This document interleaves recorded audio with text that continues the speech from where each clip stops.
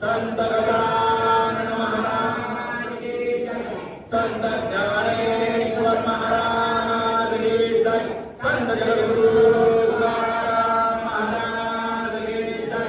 नमः पार्वती पतये, हर हर हर महादेव। कीर्तन संपल्यानंतर महाप्रसाद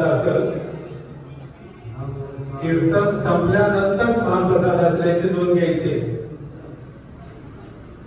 दुसऱ्या दिवशी 25 तारखेला या ठिकाणी दिवसभर भजन सेवा असत। सायंकाळी खंडोबाचं गोंधळ या ठिकाणी सेवा असणार आहे। बाबांची आरती झाल्यानंतर